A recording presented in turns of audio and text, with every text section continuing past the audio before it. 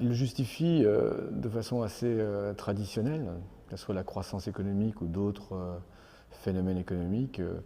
L'intervention de l'État est justifiée en fonction de ce qu'on appelle de défaillance de marché. On considère que lorsqu'on laisse faire les forces de la concurrence, les forces de marché, on n'aboutit pas forcément aux meilleurs résultats possibles. Et c'est vrai dans le domaine de la croissance économique. La croissance économique, d'abord, je crois qu'il faut la définir un tout petit peu, c'est vraiment un phénomène qui est marqué par l'augmentation continue sur très longue période, 50 ans, un siècle, 2 siècles, de la production par habitant. Du revenu par habitant, du PIB par habitant. Donc on vise cela lorsqu'on parle de croissance et non pas de phénomène très conjoncturel. Donc par rapport à ce phénomène de croissance, ce qui est derrière la croissance, c'est d'abord l'innovation. Le fait qu'on crée de nouvelles connaissances, de nouvelles idées, et derrière il y a l'innovation technique, technologique, organisationnelle. Et dès qu'on parle de connaissances ou de nouvelles idées, on a tout de suite en tête qu'il se peut que le marché, les entreprises n'innovent pas assez parce que la production de connaissances crée ce qu'on appelle des externalités positives. Le fait que lorsqu'il y a une nouvelle connaissance qui est créée, on va s'en servir pour produire de nouvelles connaissances. Donc ce phénomène de la connaissance qui s'appuie sur la connaissance, on sent intuitivement qu'il faut qu'on sous-estime sûrement, le marché sous-estime sûrement la quantité de connaissances qu'il faut produire. Il faut en produire certainement plus parce qu'elle permet encore de produire encore plus de connaissances. Donc ce mécanisme-là n'est pas internalisé, n'est pas pris en compte par les entreprises lorsqu'elles font des calculs économiques. Donc l'État peut intervenir pour subventionner la connaissance. C'est par exemple le sens du crédit impôt recherche.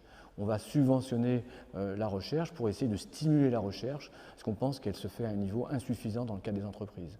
Ça, c'est un premier point.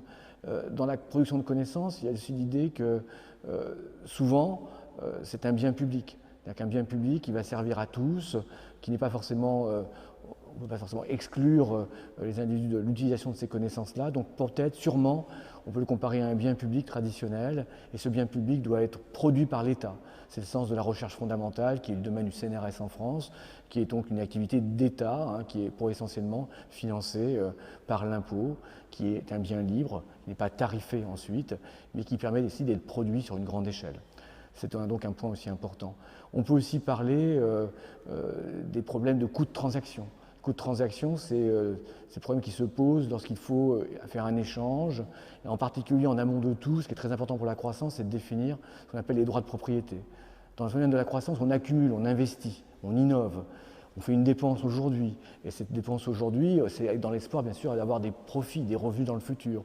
Qu'est-ce qui garantit la propriété de cette connaissance demain ?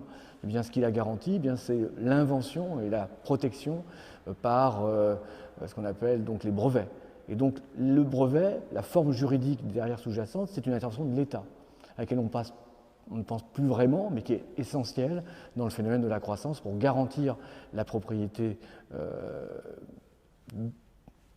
intellectuelle et qui permet effectivement de stimuler la croissance.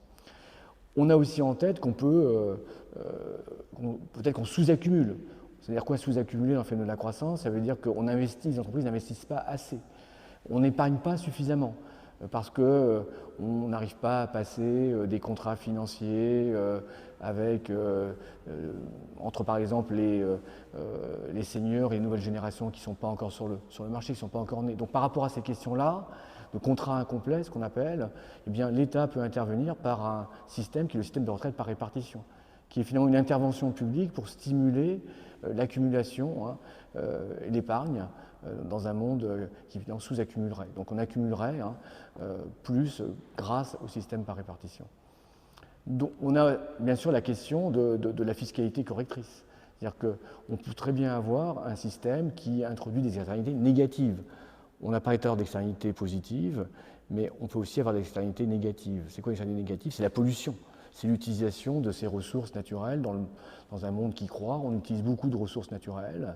On pollue, les entreprises polluent certainement trop. L'exercice d'une externalité négative, une influence négative sur les activités des autres, soit sur les consommateurs, soit sur les entreprises.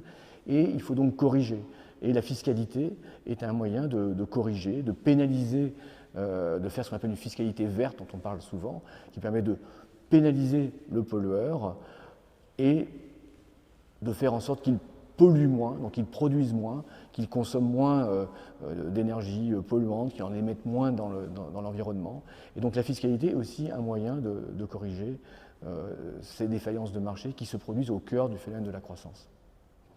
Donc on a toute une série de défaillances qui sont intrinsèques, je dirais, au phénomène de la croissance que l'État peut corriger. On peut aussi penser à des questions qui est presque centrales dans le phénomène de la croissance. C'est cette question que la croissance, les entreprises qui innovent ont tendance à occuper une position dominante sur le marché. Donc elles ont innové, elles sont presque en question de monopole, elles vont chercher à cela, c'est le ressort de la croissance, dans une vision très schumpeterienne. Cette situation de monopole, qui est le résultat de la création, peut bloquer la nouvelle création. On a presque en tête ici l'exemple de Microsoft aux États-Unis qui était devenu en situation de monopole et que les autorités de la concurrence, et c'est une forme d'intervention de l'État, je dirais d'agir sur la concurrence, de démanteler les monopoles à un moment donné pour permettre les nouvelles innovations. Donc on a toute une série de défaillances au cœur du phénomène de la croissance qui peuvent être corrigées par différents instruments de l'État sur des choses très très très générales du domaine, je dirais, de la loi, de la réglementation, jusqu'à des choses beaucoup plus microéconomiques, particulières de la fiscalité, ou même de la production. L'État peut même prendre en compte la production lui-même de certaines dimensions au cœur de la croissance, comme par exemple la recherche.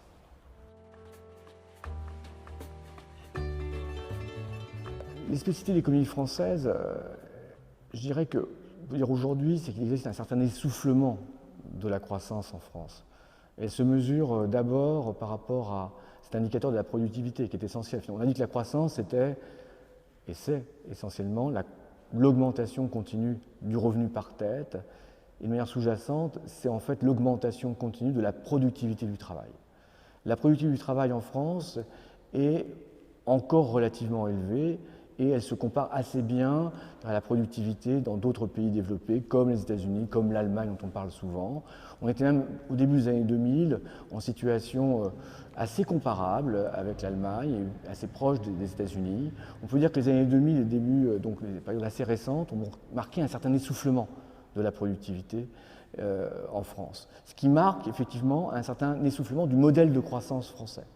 Alors, on parle bien sûr de difficultés dans l'innovation. Les entreprises n'innovent pas assez, elles n'investissent pas assez dans de nouvelles machines qui sont souvent le vecteur du progrès technique. Le problème aussi du capital humain, de l'investissement dans l'éducation, dans l'enseignement supérieur, est aussi un problème spécifique à l'économie française. Donc, sur le côté de l'investissement des machines, l'investissement dans l'éducation, sur l'innovation, aussi sur, je dirais, l'entretien des infrastructures publiques, sur l'État qui n'est pas forcément aussi engagé qu'il l'était dans le domaine de la recherche fondamentale, par manque de moyens. On voit que sur l'ensemble des segments qui font la croissance sur longue période, le modèle français s'essouffle, souvent parce qu'il manque de moyens, l'État manque de moyens, c'est-à-dire que les ressources sont accaparées par d'autres dimensions, le domaine de la protection sociale en particulier, pour faire face aux grands risques de la vie, sur la vie, des assurances vieillesse, santé, et ainsi de suite, qui accapare beaucoup de moyens. La montée des prélèvements obligatoires a été utilisée surtout pour faire face à la montée des protections sociales. Et c'est vrai que tout cet argent qui va de ce côté-là n'est plus disponible pour la recherche, l'éducation, les infrastructures publiques. Et pour financer d'ailleurs cette politique sociale, eh bien, on fait des prélèvements obligatoires très forts et une fiscalité qui, en retour, pèse sur l'innovation. Parce qu'il ne faut pas oublier un point très important, c'est que lorsqu'on prend des risques, lorsqu'on innove, lorsqu'on s'éduque, on veut bien sûr avoir un retour. Et si effectivement ce retour est trop plombé par une fiscalité qui est trop lourde sur l'épargne, trop lourde sur ceux qui innovent, eh bien sûr on tue les moteurs de la croissance.